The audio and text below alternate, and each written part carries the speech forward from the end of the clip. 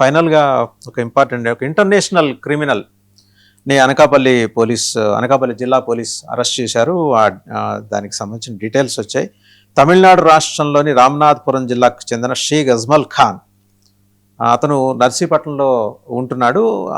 ఇంతకు ముందు Sri Lanka police narcotics bureau కొలంబోలో అతన్ని అరెస్ట్ చేసింది డ్రగ్స్ కేసులో.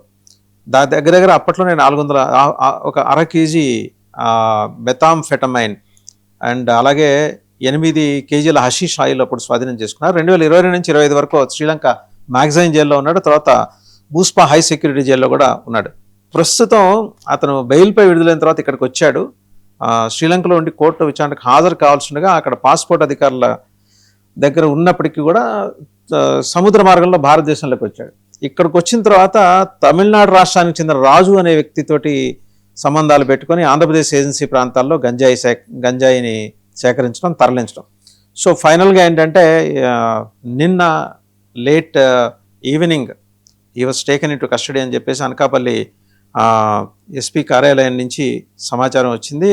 అండ్ ఫస్ట్ టైం అంటే ఒక ఇంటర్నేషనల్ క్రిమినల్ని క్యాప్చర్ చేయటం అంటే ఎంత డిస్క్రీట్గా వాళ్ళ ఆపరేషన్స్ ఉన్నాయనే దానికి ఉదాహరణ. ఈ కేసులో మొత్తం 5 నిందితుల్ని అరెస్ట్ చేశారు. మరికొంతమంది అయితే ప్రస్తుతం వాళ్ళు they are not traced.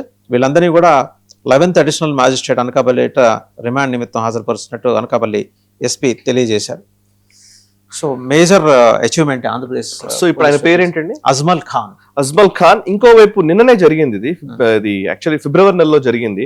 Anil Kumar Reddy ఎద్దుల అని ఇంటర్పోల్ ఛానల్స్ తోటి మనం కోఆర్డినేట్ చేసి ఆంధ్రప్రదేశ్ పోలీసులే ఇంకొక క్రిమినల్ ని కూడా తీసుకొచ్చారు. అంటే ఈ మధ్య కాలంలో ఏంటంటే మీరు ఇందాక మెన్షన్ చేస్తుంది కూడా అదే, టెర్రరిస్ట్ యాక్టివిటీస్ లేకపోతే ganja drugs peddlers, drugs smuggling చేసేవాళ్ళు, వీళ్ళందరి మీద దేశవ్యాప్తంగా వాళ్ళని ఒక డేగ కన్నులతో చూస్తున్నారు.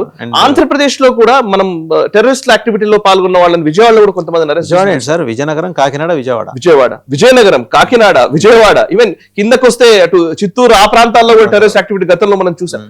సో ఓవరాల్ గా ఇదంతా కూడా ఏంటంటే పెద్ద నెక్సెస్ లో ఉన్నప్పుడు మన పోలీసులు చేసేటువంటి మంచి పనులని అప్రిషియేట్ చేయాలి. అనకాపల్లి జిల్లా పోలీస్ యంత్రాంగానికి మన అభినందన తెలియజేయాల్సింది. ఎందుకంటే మేజర్ ఏదైనా ఇన్సిడెంట్ జరిగినప్పుడు పోలీసులు విమర్శించడానికి ఎక్కువ మీడియా స్పేస్ ఉపయోగపడుతుంది. నిజానికి మంచి పనులు చేస్తున్నప్పుడు వాటి గురించి చెప్పాల్సిన బాధ్యత కూడా మీడియా.